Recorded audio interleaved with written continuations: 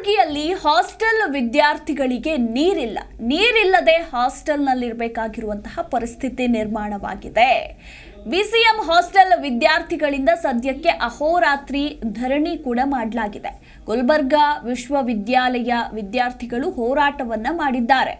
3 ದಿನದಿಂದ ಆಹಾರವೂ ಕೂಡ ಸರಿಯಾಗಿ ನೀಡ್ತಾ ಇಲ್ಲ ಅಂತ ಬಿಸಿಎಂ ಹಾಸ್ಟೆಲ್ ವಿದ್ಯಾರ್ಥಿಗಳು ಆರೋಪವನ್ನ ಮಾಡಿದ್ದಾರೆ. ಹಿಂದುಳಿದ ವರ್ಗಗಳ ಇಲಾಖೆಗಳ ಅಧಿಕಾರಿಗಳ ಹಾಸ್ಟೆಲ್ ವಾರ್ಡನ್ ಮಾತನಾಡಿರುವಂತಹ ಒಂದು ವಿಡಿಯೋ ಕೂಡ ಸದ್ಯಕ್ಕೆ ವೈರಲ್ ಆಗಿರುವಂತದ್ದು.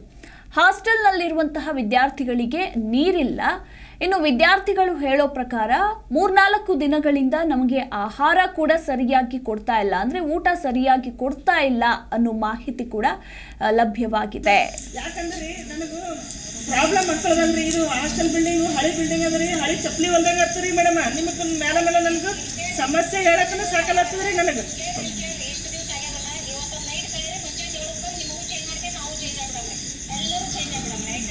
ಚೇಂಜ್ ಮಾಡ್ರಿ ಮೇಡಮ್, ನಾನು ಸಾಕ್ರಿ.